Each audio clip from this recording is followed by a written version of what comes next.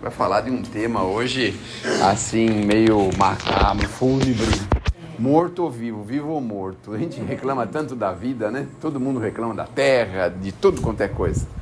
Mas ninguém quer sair daqui, né? Todo mundo quer ficar aqui, não é mesmo? Então a gente reclama, mas de uma certa forma até que tá bom, porque a gente não quer sair daqui, quer ficar aqui, não é?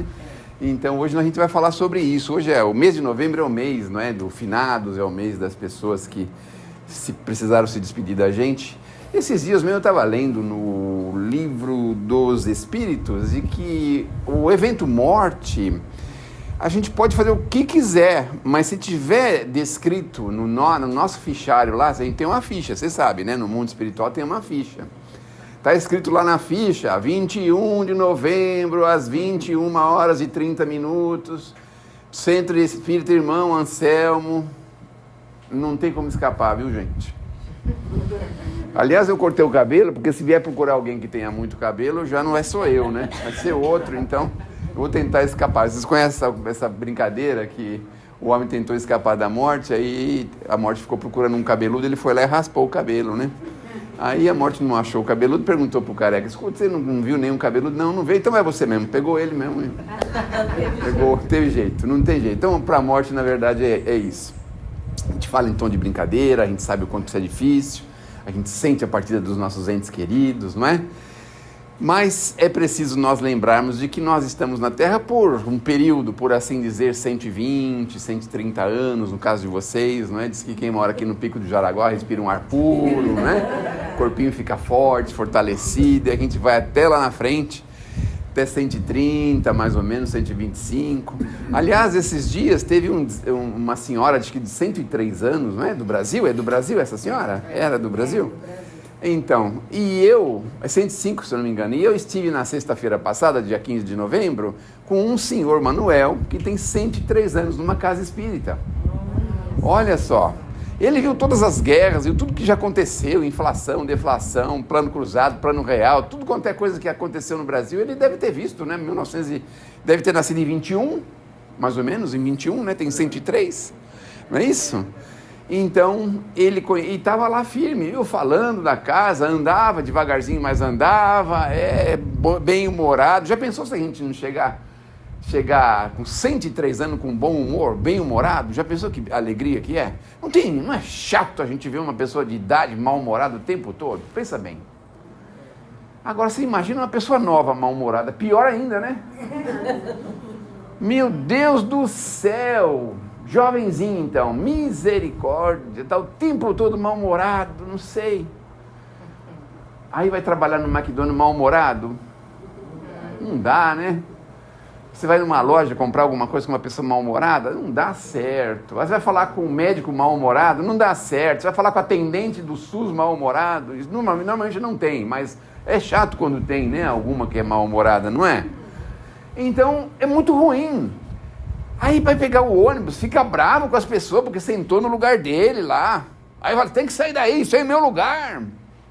Já pensou que coisa que deve ser isso? Como deve ser difícil viver assim.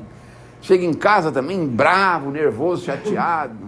Foi no banco lá pagar uma conta, teve que ficar em segundo lugar porque tinha uma pessoa lá com um pacote de conta e ele era o privilegiado, não, como é que chama? O preferencial, não é?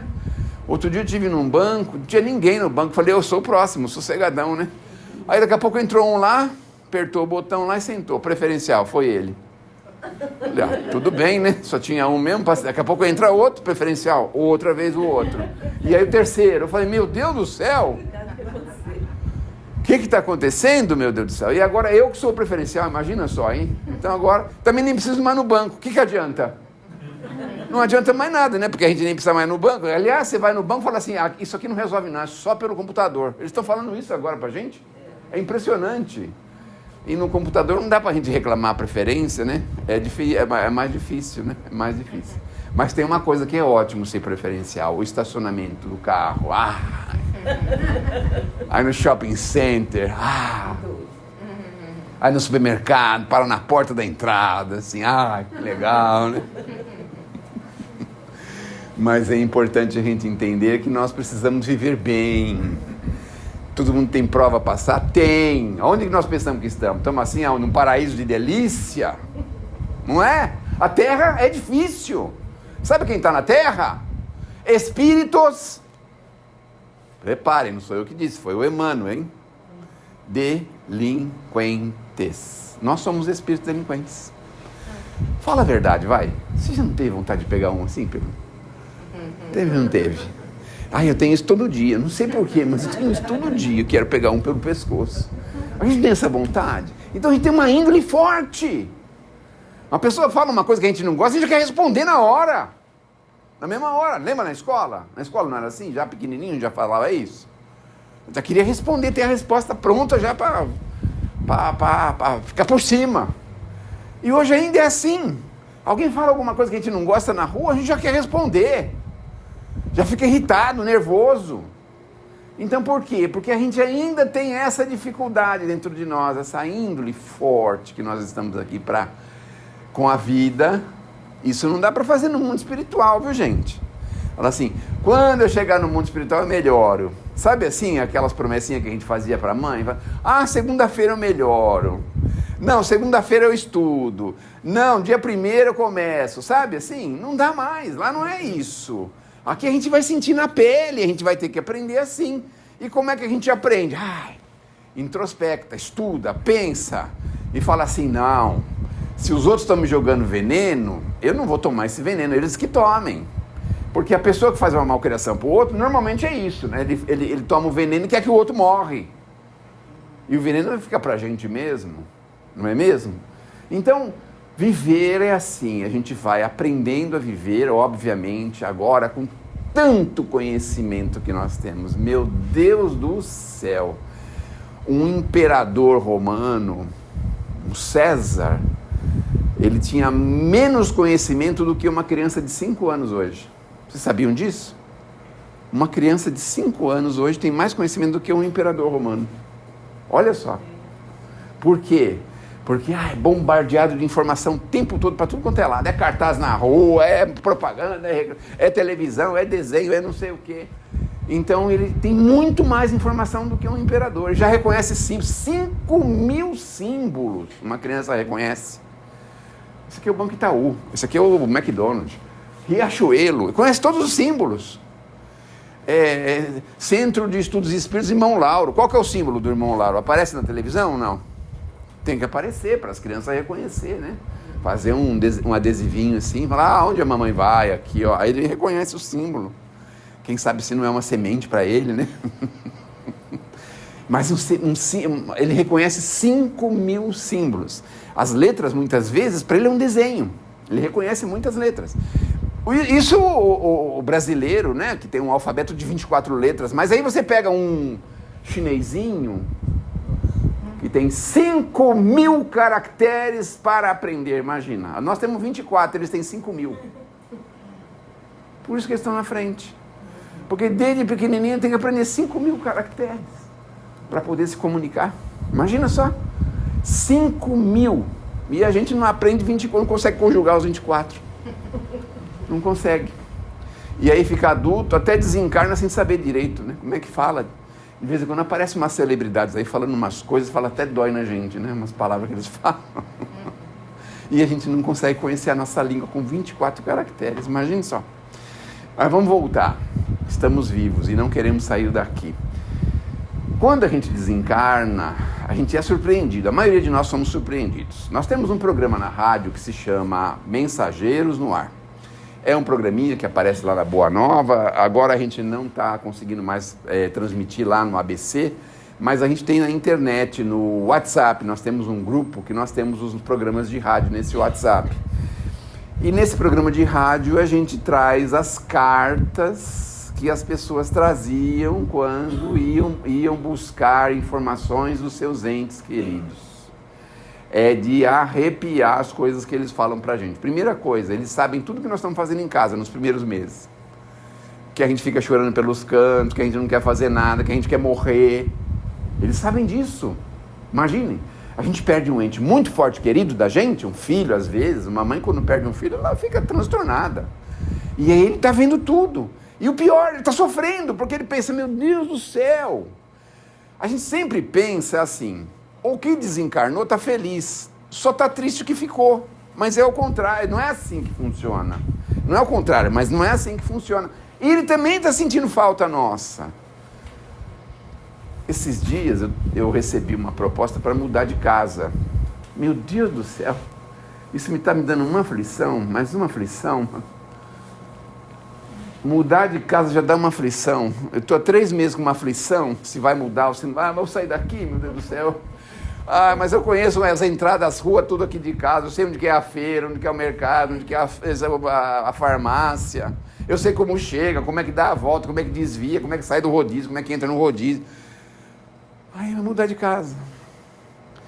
Eu sei onde estão as minhas coisas no armário, eu sei como é que é o nosso armário, eu sei como é que é a nossa casa. Aí sabe essas coisas, fica pegado. Eu sei que o sol bate de manhã aqui, aí fica assim. Aí, agora vocês imaginem, sair da casa física, de repente você saiu.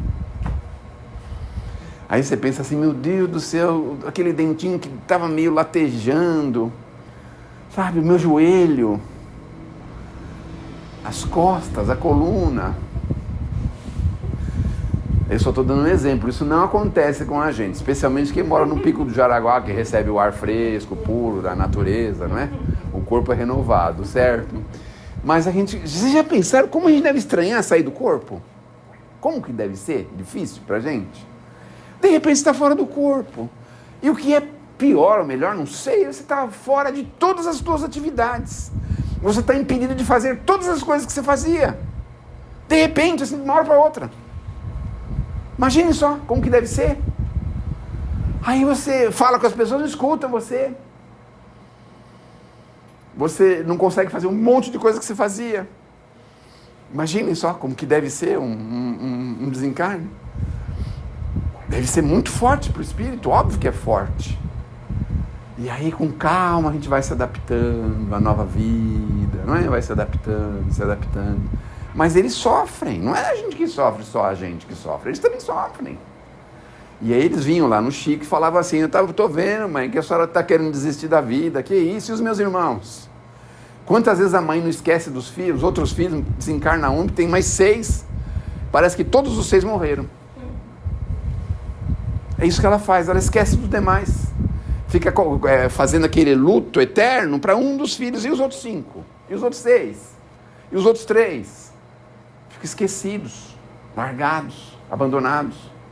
Não raras vezes, né? Quando a mãe é prudente, não. Mas quando a mãe não consegue desconcentrar naquele fato, aí ela perde oportunidades grandiosas de poder continuar e levantar seus filhos e seguir com eles. Continuar a vida, porque o que desencarnou não parou de viver. Ele só está numa outra condição, mas não parou de viver. O que ficou, continua com a gente. Com os embates, com as provas, com as expiações, com essas coisas que a gente precisa viver aqui na Terra.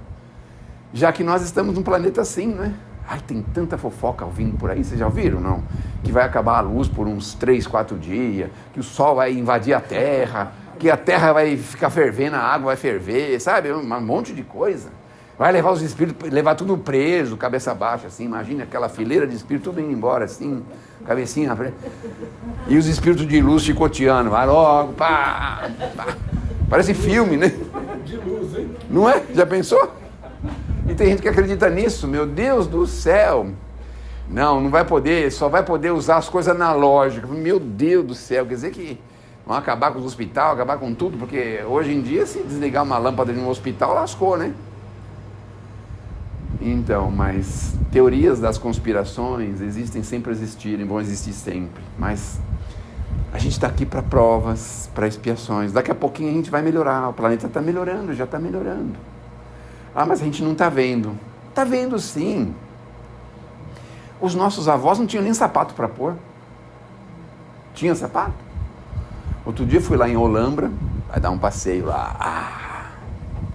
Aí entrei no lugar lá, tinha um sapato de madeira assim. Falei, meu Deus do céu, um sapato de madeira? Sapato de madeira, acredita num negócio desse? Não tinha energia elétrica. Quem tinha uma bomba no poço era rico. Uma bomba que puxava a água do poço, porque a maioria tinha cisterna. A senhora também puxou água assim, né? Meu pai puxou Seu pai? Mas eu puxei isso, ele nem se tô velho assim. Tem uma coisa... Cisterna, Na cisterna. corda, Sabe quanto pesava um ferro de passar? Mais ou menos uns 50 quilos. Um ferro de passar pesava uns 50 quilos. E a mulher pegava aquele ferro de passar, assim, às vezes ela ameaçava o filho. Eu que te jogo esse ferro, hein? 50 quilos, meu Deus do céu. Quem é que levantava um ferro daquele? Olha só. E hoje, quando o carro não tem aquela direçãozinha leve, é pesada a minha direção, gostei desse carro. Um esfregão, quanto pesava um esfregão? Tinha um esfregão, né? Agora como é que é? Aquele... Não, o esfregão... Não, eu tô falando assim, nós estamos relembrando aqui as coisas, como é melancolia, não, Nós estamos relembrando as coisas aqui, né? Então, o esfregão, aquele chãozão vermelho... Escovão, escovão, né? Um pesado pra burro, era uma bola de ferro assim que se empurrava ela, né? Meu Deus do céu. E a água ia pegar onde? No poço. Aí pegava aquele baldão de água assim, carregava, tranquilão, não é mesmo? E tomar banho, como é que tomava banho? Água encanada não faz muito tempo que tem, né? Era caneca, essas coisas, né? Imagina só. Pessoa há 500 anos atrás, que o cara tomava banho, depois vinha outro, tomava 50 pessoas banho na mesma água. Água corrente, olha aí como é bom viver. A gente tem água corrente, gente. Torneira elétrica, tá muito frio. Aí liga a torneira elétrica para lavar a louça, olha só. Lavar a louça na torneira elétrica. Tinha que carregar aquele monte de vasilha lá pro quintal para lavar a louça lá no tanque, lá que lavava a louça no tanque. Fogãozinho a lenha, bem básico, assim. Defumava a casa todinha, né? Aquela coisa assim. Hoje você toca lá um negocinho lá, liga o fogão. Não acorda ninguém na casa. Tinha que ir lá cortar madeira, a lenha, picar no meio. Ai, meu Deus do céu. E a gente reclama ainda, olha só. Tem que ir no banco, aí quer ir no preferencial, agora nem precisa mais ir no banco, né? Daqui a pouco ninguém vai saber o que é banco mais, né? Vai terminar, acabar com essa história de banco, dessas coisas, né? Então, fio. Tem um monte de coisa que não usa mais fio, né? Já pensaram daqui a pouquinho? Não, a nossa eletricidade é Wi-Fi, não, é Bluetooth. É direto do sol, aí liga o Bluetooth e o sol carrega. Já pensaram quanta coisa que a gente tem hoje, quantas possibilidades, um ônibus. Nossa, mãe, que beleza. E não faz muito tempo não, em 80, tinha um Mercedinho chamado Mercedinho Rabo Quente. O motor era lá atrás. Meu Deus do céu. E quando o motor era na frente, então? O motorista fazia sauna dia e noite, noite e dia, porque era um calor lascado. Quando estava cheio, era um absurdo. Tinha que virar aquela roda e mexer no câmbio, mas um negócio assim, ia com a volantão assim, com aquele... Então imaginem só, quantas coisas nós temos hoje, carros automáticos, direção elétrica, carros elétricos, tanta coisa. Eu já tive um carro elétrico quando era criança, mas você acelerava ele assim, ó. Era, como é que chama aquilo? Autorama. Lembra do Autorama? Então, era o sonho de consumo das crianças, então. O Autorama agora é real, né? Você vai lá no carro, é real. Então, hoje mesmo com tudo isso, olha como os nossos filhos são fragilizados. Tudo é difícil, tudo é complicado. Por que você não joga bola na porta de casa? Não, é perigoso. Tudo tem perigo. Fica até 4 horas da manhã não, né? Mas jogar bola na porta de casa não pode. E é umas coisas assim, né? Uns negócios assim. Na Zona Leste ainda jogam, a molecada ainda joga. Alguns bairros lá ainda jogam bola ainda na rua e tal. As pessoas ficam sentadas lá na calçada, né? Mas olha como eles são fragilizados, os mais jovens. Como são mais fracos, vamos dizer assim, emocionalmente. Aí ele está lá na firma, volta para casa, ai mãe, não pode nem sentar onde eu trabalho, não tem ar-condicionado, aí tem que pegar 2 ônibus. A mãe vai lá e fala assim, pode dar a carta de demissão para ele. A mãe que vai lá falar isso para ele. Tem cabimento um negócio desse? Olha só. Como é que nós estamos, né? Mas ninguém quer deixar de viver. A terra é maravilhosa, né? Vamos falar agora dos espíritos. Vamos falar do outro lado agora. Passamos para o outro lado. Então, aí a gente chega lá, eles não recebem a notícia imediatamente que morreram. Sabiam disso? Nós não podemos falar imediatamente que eles morreram. Então, eles chegam lá, estão em um hospital, internadinho lá. Passa uma semana, 15 dias, não vai ninguém conhecido. Fala, meu Deus, não recebo visita de ninguém. Que coisa! Aí fala assim, não, logo você vai receber uma visita. Aí chega um tio lá, pô, tio, pai, ainda bem, cadê meu pai, minha mãe, meus irmãos, minha esposa, meus filhos, cadê? Não, eles não estão podendo vir ainda, que você está num tratamento especial. Então tem que esperar mais um pouco. Aí ele vai embora, o camarada fala assim, engraçado, esse meu tio parece que morreu há 20 anos atrás.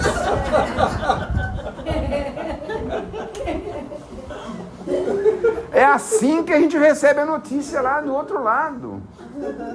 Aí você começa a perceber. Você lembra do André Luiz lá no filme? Ele tá com uma fome lascada, aí dá um pirizinho com água assim pra ele, a água choca lá pra ele tomar, toma aquela água, aí vai pegar outro, toma outro. Meu Deus do céu! Olha só como que descobre que desencarnou desse jeito. Então ele descobre assim, indiretamente. Tem algumas casas espíritas que são mais diretas. Você morreu, viu? Você não está mais na Terra. Vai procurar sua turma.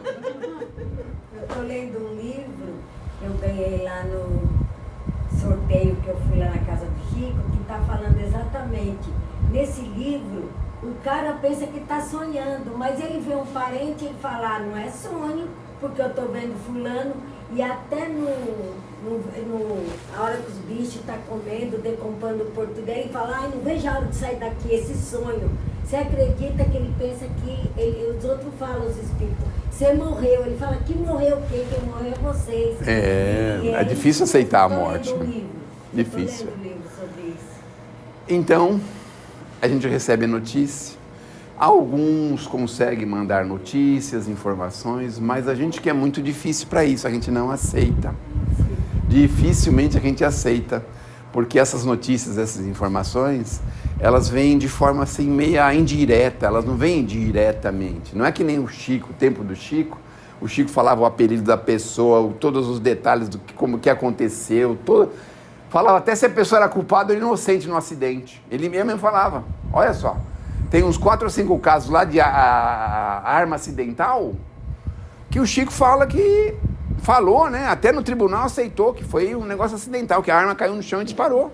Estavam só 2 pessoas numa sala e a família ficou achando que foi um que desferiu o projeto contra o outro e não foi. Então, dessa forma indireta que eles recebem essa informação. E trabalham. Porque aí nós não temos o embate do corpo, então nós temos mais horas vazias. É por isso que a gente já sabe com toda nitidez o que é que nós vamos fazer no mundo espiritual. O que nós vamos fazer? Basta a gente ver o que nós estamos fazendo agora nas horas vazias. É isso que nós vamos fazer no mundo espiritual. Na hora vazia você vai assistir filme? Nas horas vazias você faz o quê? Pensa bem. Não, claro, precisamos descansar, óbvio que precisamos, não é? Então a gente usa um pouco das horas vazias para o descanso, mas um pouco para algumas coisas úteis, para alguma realização de algum compromisso, de alguma tarefa, para algum trabalho social, para colaborar em alguma frente de trabalho em favor de alguém. Os espíritos mais engajados foram esses que já começaram na Terra esse trabalho de engajamento. Os que não começaram na Terra o engajamento têm mais dificuldade. Agora, você imagine, você ficar 24 horas sem fazer nada. Aí você tem que arrumar alguma coisa para fazer, né? Vai falar mal dos outros. Né? Volta lá na sua casa e fala, você estava de olho no vizinho, né? Se for o marido, já pensou? O marido desencarna, vê a mulher lá. Aí vai começar a arrumar fofoca, ficar nervoso, ficar bravo. Lembra do André Luiz, que voltou na casa dele? A Narcisa falou assim, não volta, não é momento ainda. Não, ele insistiu, não foi? E aí quase que ele escorregou lá, não foi? Quase que ele não escorregou? Quando chegou lá. Mas aí depois ele deu a volta por cima, né? Deixou uma poçãozinha mágica na água lá para curar o homem, né? Porque afinal de contas ele estava lá à frente do trabalho, da família, da vida da família dele, né? Mas o que a gente vai fazer no mundo espiritual? O André Luiz foi lá pedir serviço. Aí ela falou assim, pode pegar aquela vassoura ali. Que? Sou médico. Atendi mais de 6.000 pessoas gratuitamente. Lá na Terra você era médico, aqui você pode ser um assistente. Assistente de quê? De limpeza? Como é? Aí ele pegou a vassourinha lá e foi começar na vassourinha, né? Mas imagine. Então, é preciso, olha, na casa espírita, o tempo todo nós somos convidados a engajamento em favor do próximo. A gente cria tudo quanto é coisa aqui para isso. A casa não tem, por exemplo, trabalho social? O que a casa tem de trabalho social? O que nós estamos esperando para engajar? Desencarnar? Mas quando desencarnar, a gente não vai pensar nisso, só vai pensar se a gente já estiver engajado. Outra coisa que é legal, vamos voltar para o lado de cá da vida, é assim, quando a gente começa a se engajar um pouco mais novo, com 30, 40 anos, quando a gente se aposenta lá na frente, não tem problema nenhum. A gente continua a vida normal. Agora, quando você não se engaja numa tarefa assistencial, uma tarefa de altruísta, você chega lá na frente e você não sabe o que fazer. Vai jogar dominó na praça, vai fazer viagem, vai ficar assim, inventando coisa que por um ano você inventa, mas depois começa a ficar cansativo aquilo, sabe? Quando você está engajado numa tarefa, não, você continua o trabalho normal, normalíssimo. Então, engajar-se antes, já em vida, porque aí no desencarne a gente já vai estar recrutado, já vai estar com uma experiência, né? Já, uma folha corrida, já vão ter pelo menos alguma coisa no currículo. Vamos ver qual é o currículo do camarada aí. Assistiu 2.000 palestras no irmão Anselmo. Doou para a caridade 25 centavos. Comprou um salgadinho, mas achou que estava ruim porque estava frio. Comeu o bolo, falou que estava muito doce. Foi convidado a fazer a sacolinha das crianças, recusou porque disse que não tinha tempo de ir na 25 de março. A nossa ficha vai estar desse jeito. Já pensou se tem uma ficha um pouquinho melhor, não é? Assistiu 2.000 palestras no irmão Anselmo. Colaborou com a caridade ativamente. Colaborou nos mutirões de limpeza, de pintura, de tudo que foi possível. Não deixou escapar nenhuma campanha, participou de todas. Olha só que diferença. Então, é de se pensar, não é? Porque quando a gente está do outro lado da vida, o maior problema que a gente tem... Quantos minutos a gente tem? Até as 9. Ah, ufa!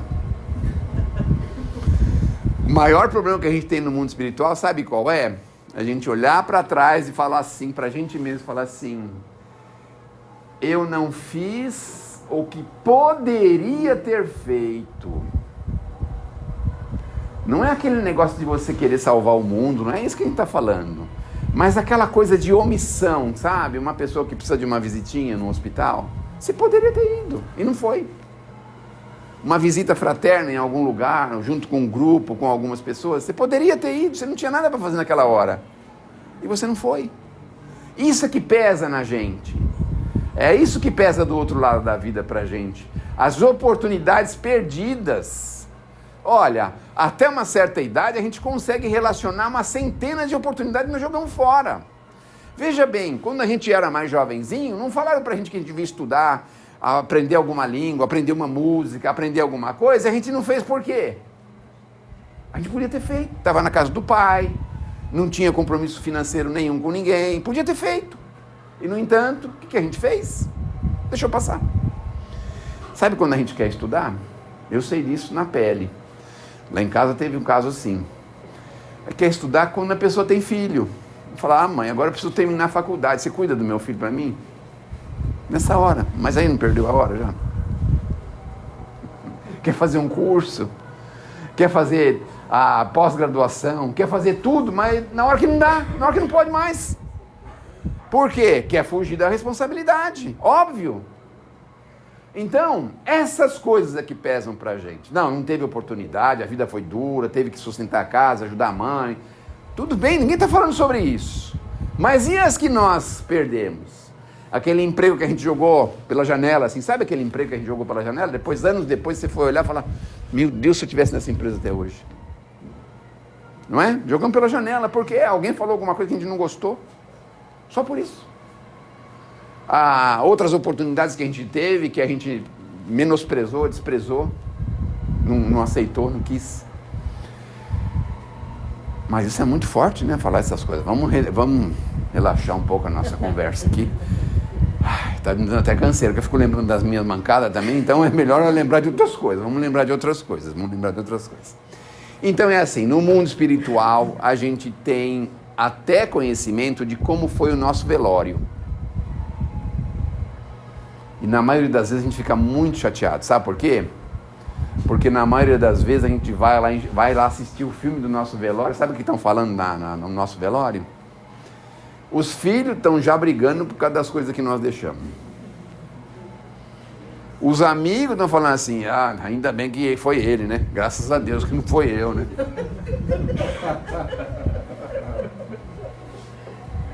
Os parentes estão falando assim, ufa, eu devia ter ido uns 6 meses atrás.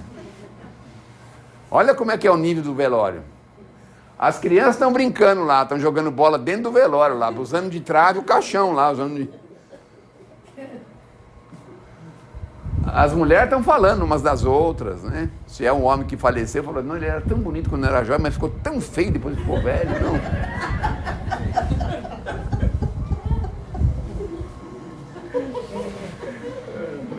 A gente assiste e fica tão chateado, nem sempre eles deixam a gente assistir. Tem um livro chamado Voltei, do irmão Jacó. Lá ele fala um pouquinho do velório dele. Ele não conseguiu acompanhar, junto com as pessoas, o enterramento dele. Teve que ir com 2 senhoras que estavam recolhidas, em prece, na condição mais positiva possível, porque os outros estavam em condição de miséria, os demais. Em condição de miséria. Porque reclamações, era queixas, era conversas fúteis, sabe assim? Piadas de mau gosto, essas coisas que as pessoas estavam fazendo nesse velório, imagina só. Então eles não deixam a gente assistir. Quando deixa assistir uma ou outra partezinha, talvez tenha ali alguém que falou, gente, vamos fazer uma prece, vamos reunir aqui fazer uma prece para o nosso irmão que precisou sair da terra e tal. Aí eles deixam assistir um pedacinho, assim, sabe? Mas não deixa assistir tudo, porque realmente a gente não tem preparo para isso. Dificilmente alguém vai lá e faz uma prece pelo morto. Dificilmente a gente faz isso. Dificilmente a gente fica lembrando, pedindo para Deus por ele, naqueles instantes. E às vezes nem precisa ficar, hoje em dia nem pode mais ficar a noite inteira, mas antigamente ficava a noite inteira. Era uma confusão lascada. Agora acho que 2, 3 horas que pode fazer, né? O negócio lá, parece que é uma coisa assim. Graças a Deus, né? Porque não dá para fazer muita presepada em 2, 3 horas, mas aqueles momentinhos, vai lá a pessoa, faz uma prece pelo morto e vai embora. É a melhor coisa que ele pode fazer. Melhor coisa. Do que ficar ali alimentando conversas de baixa intensidade. Sabe? De todos os tipos de conversa, mas de baixa intensidade. Então, o morto assiste o velório. Vocês sabiam disso ou não? Agora eu vou dar uma dica da parte física, viu? Procure se informar hoje. Como é que funciona um sepultamento? Porque o sepultamento moderno está muito complicado e muito caro, muito caro. Então se informem antes, para ter uma ideia de como se comportar no dia que se precisar fazer isso, porque é de surpresa, a gente é pego de surpresa. Aí a pessoa está lá alterada, chateada, está triste, está nervosa, e mesmo nesses momentos as pessoas se aproveitam dela ali, tiram tudo que podem da pessoa. 10, 15 mil reais, passar no cartão, aí pega cartão de um monte de gente da família, aí aquela coisa. Então se informem direitinho antes, para não passarem esse dissabor, e para o desencarnado também não ficar aborrecido, né? Porque às vezes as pessoas são obrigadas a fazer coisas que não podem, não é? Não podem. Bom, vamos falar um pouquinho do outro lado de lá. Do lado de lá, o que eles esperam da gente aqui, quando eles desencarnam? Quando eles desencarnam, a coisa que mais agrada os espíritos é a gente lembrá-los com alegria, é o que mais agrada, lembrá-los com alegria, mas continuar as suas obras, sabe assim, continuar? Por exemplo, se ela estava cuidando de um neto, a pessoa vai lá e assume e cuida do netinho que ela cuidava, né? Continuar a tarefa que ela fazia, isso agrada demais o espírito. Agrada demais o sentimento de confiança, de fé que a gente tem. acreditando que a vida não termina com a morte, porque eles já estão lá tirando a prova disso naquela hora. Tanto é que tem uma polêmica, né? Eles ficam falando, não, quem morreu foi você, né? Eles não acreditam que morreram, então eles certamente não estão mortos, obviamente não estão, não é? Então, isso agrada demais. Pensamentos de alegria, de paz, de reconforto para o morto, isso também agrada demais. Mas continuar a sua obra é tudo de bom. Precisamos tomar cuidado para não dispensar e jogar fora as coisas do morto. Isso é muito importante, viu? É uma coisa meio de menosprezo, que eles se sentem menosprezados. A partilha de bens tem que ser feita com muito equilíbrio. Muitas vezes o falecido, ele não se preparou para isso e deixa uma situação constrangedora, porque ficam umas confusões, umas brigas às vezes, por causa de lustre, de cortina, de porcelana, de não sei o quê, umas bobagens que as pessoas ficam, né? Ainda se é o carro do morto, assim, uma Brasília 78, um Del Rey 88, tudo bem, né? Mas vai brigar por, sei lá, cortina, essas coisas, meu Deus do céu, né? Então é preciso muito cuidado nessas horas também. E na maioria deles, quando sofrem acidentes, porque o primeiro ímpeto da família, quando uma pessoa tem um acidente de morte, o primeiro ímpeto é buscar indenização. Primeiro ímpeto. E a primeira coisa que eles recomendam, olha, dezenas de cartas que a gente já leu, é que não busquem reparação, porque ali existe um hiato, existe uma situação que só o morto sabe. O morto e a justiça divina sabe. Então a gente vai ali buscar reparação, é uma complicação para o falecido, sabe por quê? Porque a gente vai ter que chamar um advogado, contar toda a história para ele, vai fazer ele relembrar tudo, porque ele vai estar junto com você, óbvio. Aí depois ele coloca lá no processo, a outra parte vai receber com uma raiva tremenda aquilo e vai ter que relembrar tudo de novo para poder fazer a defesa. Aí o juiz vai ter que ler tudo aquilo outra vez, vai dar um problema lascado para poder dar uma sentença. Aí a parte que perdeu vai ter que reler tudo aquilo outra vez para poder fazer um recurso. Aí a outra parte que ganhou vai ter que reler tudo aquilo outra vez para poder defender e fazer o contra-recurso. Aí depois o tribunal se reúne em 10, 12 pessoas para poder ler, para saber quem é que ganhou realmente. Olha quantas vezes relembram uma coisa que o morto quer esquecer.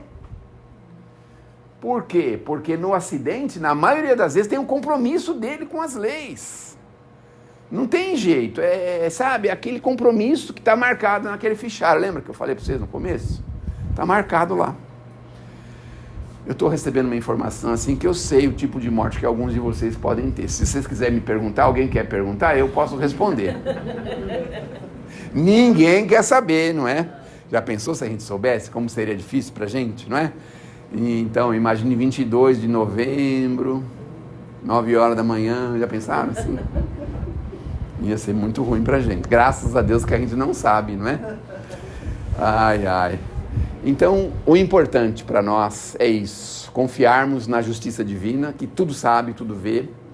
Ela corrige todos os erros que nós cometemos, ela nos corrige, ou corrige a situação de uma forma ou de outra, porque hoje a gente pode ser vítima, mas ontem nós fomos algozes.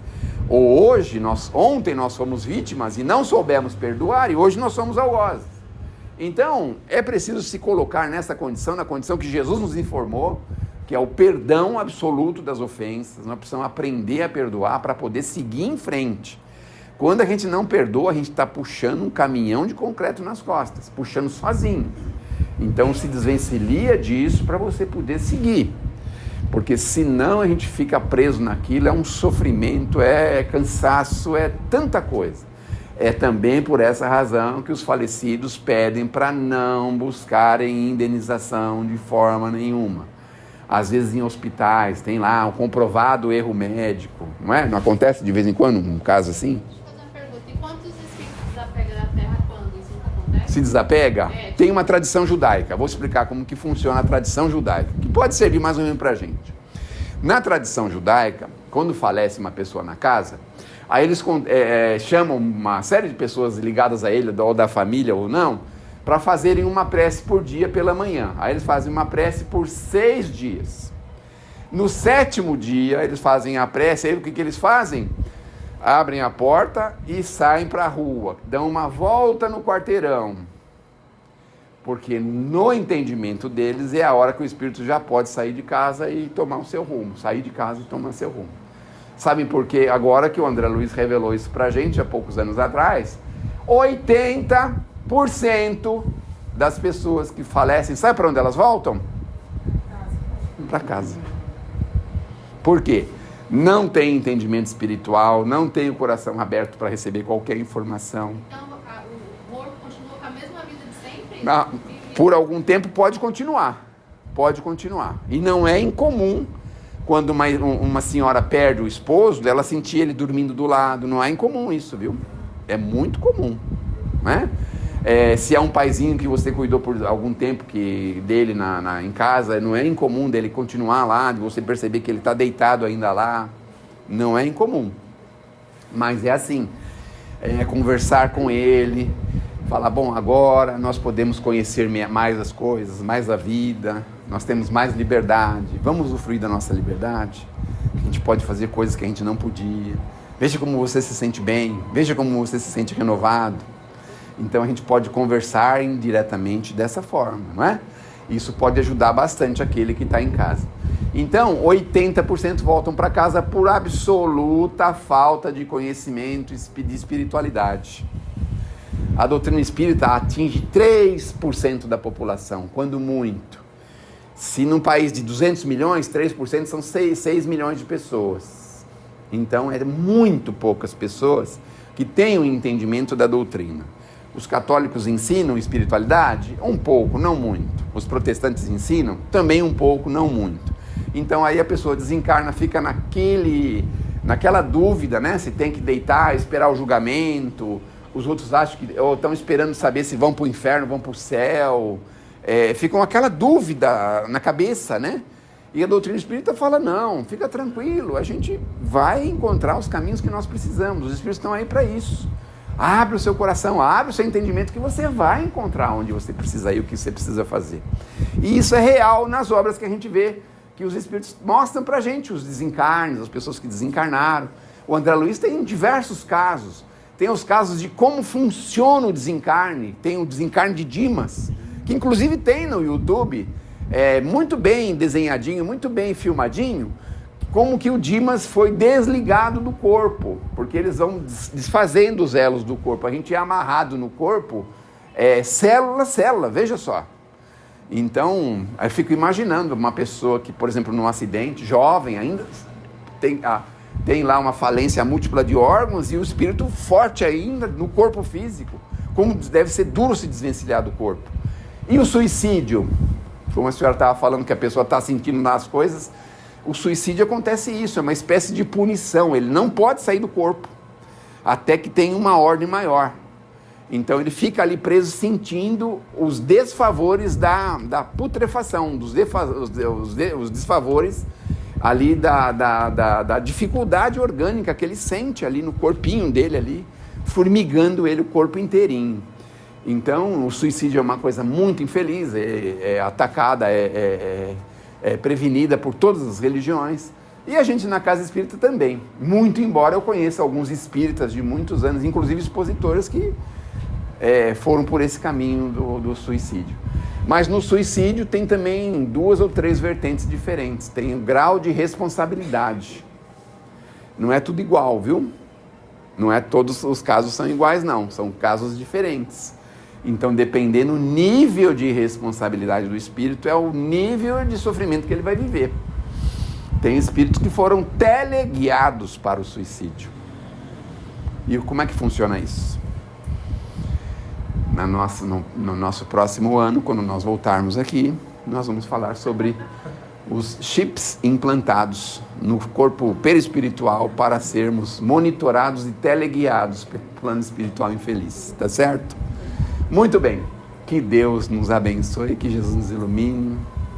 Vamos falar um pouquinho, vamos fazer uma poesia, né, para tirar vamos fazer alguma coisa boa, né, em favor da morte ou da vida, a vida. No México, por exemplo, a morte é celebrada, é o Dia dos Mortos, é um negócio forte, tem até um filme, né? Como é que chama o filme? Viva a Vida. Viva a Vida! No México é assim. No Japão, já fui no enterro japonês, é a coisa melhor que existe, porque faz um banquete lá, tem comida doidado lá, e você faz uma festa lá quando desencarna alguém. Então, a morte é encarada sob diversos pontos de vista. Na Índia, por exemplo, tem um crematório no rio Ganges. Eles colocam uma pessoa lá numa embarcaçãozinha improvisada e ateiam fogo para a pessoa se libertar, né, do corpo físico. Existem hotéis para o desencarne. Então, a pessoa vai lá para o hotel se preparar para desencarnar. Fiquei pensando, mas que coisa é essa, né? Como é que a pessoa vai para um hotel para desencarnar? Olha só. É um suicídio indireto, obviamente que é, né? Porque ele vai enfraquecendo o corpo, e lá tem uns gurus lá que ficam com os mantos, falam,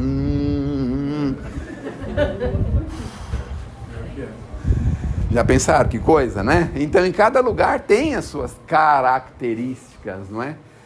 Como eu falei dos nossos irmãos hebreus, quando desencarnam, o que acontece, como é que eles se comportam. Por exemplo, no cemitério israelita, eles não são sepultados com roupa. Eles lavam o corpo e enrolam num lençol. É assim que eles são sepultados. E todos eles têm o mesmo caixão. E todos os caixões, pode ser o dono do Banco Safra, ou sei lá qual, o mendigo, que é difícil, mas que se tivesse o mais pobre possível, seria sepultado no mesmo caixão, que é feito de uma forma bem precária, né? Eles seguram com cordas nas laterais, eles seguram com cordas. O caixão é todo pintado de preto, é um caixão muito, muito simples, muito fraco, muito simples. Apesar de que para sepultar um irmão nosso num cemitério israelita, depende da condição social dele. Se ele for da família do Safra, deve custar assim, R$1 milhão. Agora, se ele for uma pessoa de menos condição, aí custa assim, 10 mil, 20 mil, 50 mil, depende, né? Mas, enfim, as pessoas que cometem suicídio lá nos nossos irmãos hebreus, judeus, eles são sepultados de pé. De pé. Eles não são sepultados junto com os outros, num local separado, e são sepultados de pé. Bom, cada assunto, não? Meu Deus do céu, misericórdia. A sogra, ele ponta a cabeça. A sogra? Ele ponta a cabeça. Ah, não, a sogra vai abraçadinho com o sogro, no mesmo... Normalmente o sogro morre antes, né? Mas é isso aí, eu vou contar uma coisa que parece uma piada agora, tá bom? Só pra gente relaxar um pouco. Há uns anos atrás, uns 20 anos atrás, o tempo passa tão rápido, né? 20 anos atrás, meu Deus do céu, 20 anos atrás, eu tive que fazer um trabalho sobre cremação. Aí eu fui lá no crematório, o único crematório que tinha em São Paulo, que é o da Vila Alpina. Hoje tem outros aí espalhados aí nas regiões de São Paulo, né? Aí eu fui lá na Vila Alpina. Aí eu tive a sorte de encontrar uma senhora amiga minha que morava em frente ao cemitério. Tem uns prédios bonitos assim do lado do crematório, assim, ó, naquela avenida, uma avenida bonita, né? E aí ela foi me contar o que ela via lá de noite no cemitério, lá do prédio dela. Ela tinha a visão, falando, meu Deus do céu, que gosto, né? Morar em frente ao cemitério para ver. Bom, mas enfim. Aí tá lá, e ela falava assim, por exemplo, isso não é do crematório, isso é do lado, é os que estavam enterradinhos lá, porque o Vila Alpina também tem a parte do sepultamento normal, né? Aí ela dizia o seguinte, de vez em quando à noite, ela via assim sair um negócio luminoso, assim, de dentro de num jazigo, saía aquele troço luminoso assim, né? Ela, meu Deus, mas o que é isso? Aí ela falou que se informou e disse que aquilo é o contato dos gases que a gente emana depois do desencarne, que a gente solta, que ele fica preso, é sepultado preso, aí ele arruma um cantinho para sair, tem contato com o oxigênio, aí ele forma essa luz, essa luminosidade, né? Mas já pensou, você está lá sentadão na varanda da sua casa, de repente sai um negócio daquele, fala, misericórdia. Fogo-fato. É um tipo fogo-fato, né? E é outra coisa muito legal. Legal, né? Essas coisas são legais, né? É legal, né? É muito legal, né? É assim, o pessoal, hoje em dia, parece que está bem mais caro fazer a cremação da pessoa, tá? Acho que R$2.000, uma coisa assim. Mas antigamente custava assim R$100, R$80, e muita gente fazia e cremava. E aí a pessoa recebe um comprovantezinho, depois que faz a cerimônia, para voltar lá depois de 15, 20 dias, 30 dias, para pegar as cinzas. Só que a pessoa pegava o papelzinho, né? E nunca mais voltava lá. E o quê? Pegar as cinzas de jeito nenhum, né? Aí passava de irmão para irmão, ninguém queria ir buscar lá, ninguém queria ter esse encargo de ir lá buscar, né? E aí, os funcionários do cemitério, passado X tempo, lá não sei quanto tempo, 6 meses, tal, que não pegavam as cinzas, eles mesmos espalhavam nos jardins lá do crematório. Tem um jardim maravilhoso lá. E ela estava me falando que ela já viu uma jabuticaba desse tamanho lá no jardim. Amora, ameixa, tinha cada fruta linda lá. E ninguém pegava. Ninguém pegava. O Kardec já explicou sobre isso. Ele falou pra gente que, na verdade, quando nosso corpo físico, a gente perde o perispírito, o espírito, a gente desencarna, os nossos corpos vão integrar outros corpos na natureza, não é? Porque a parte química, que ela se mistura no ar e se integra em outros corpos, né? Então lá era assim, uma jabuticaba gigantesca, umas frutas maravilhosas, ninguém pegava aquelas frutas, ninguém comia, né? Hoje talvez seja diferente, mas naquele tempo ninguém pegava, porque todo mundo tinha medo. Eu particularmente fiz a cremação dos meus pais depois de 10 anos dos ossos. E aí eu fui lá pegar as cinzas e levei para casa. A minha esposa também nem se incomodou e tal. Eu peguei uns vidrinhos assim, comprei uns vidrinhos bem bonitinhos e pus o da minha mãe, depois pus do meu pai, pus a fotinho deles e pus em casa lá, na estante de casa, né? E eu tive uma sorte grande porque no dia que estavam essas cinzas lá, estavam todos os meus filhos e os meus netos. Aí nós saímos com aquelas cinzas e fomos espalhar no jardim lá do prédio que eu moro, né? Espalhamos lá todas as cinzas deles lá, então eles estão ali espalhados. Mas o interessante é que tem lá os vidrinhos, né? E tem gente que vai na minha casa e não senta no lugar que dá de costa para aquele vidrinho. Não sei por quê. Meu menino, quando era pequeno, a minha menina levou um namorado lá uma vez e meu pai desencarnou em casa, né? E aí o moço sentou no lugar que meu pai sentava. Aí meu menino pequeno ficou, você sentou aí? Esse era o lugar do meu avô. Você sabia que meu avô já morreu? A pessoa levantava assim, com tanto medo, nem sei do que, né? Levantava, ficava sem graça, de pé, não tinha onde sentar, ficava assim meio desajeitado. Mas os meus filhos abusavam disso, porque sabia que o pai não se incomodava, né, com essa coisa. Então tá lá, quem quiser ver as cinzas dos meus pais, eu posso mostrar, só ir lá em casa, viu? Tá bom? Que Deus nos abençoe, que Jesus nos ilumine, que possamos ter uma excelente semana, um excelente mês. Eu não sei se volta ainda esse ano, mas se não voltar, um excelente Natal de renovação. E agora vai começar o ano, nós podemos fazer as promessas para o próximo ano. Então, não precisa ser grandes coisas não, viu gente? Mas pode ser algumas pequenas coisas, algum engajamento, alguma tarefa que não precisa ser exatamente aqui na casa, mas uma tarefa que a gente possa realizar com alegria e com prazer, para a gente poder ajudar nessa engrenagem maior, que é a engrenagem que todos nós vivemos e que todos nós dependemos, tá bom? Muito obrigado pela atenção. Muito obrigada.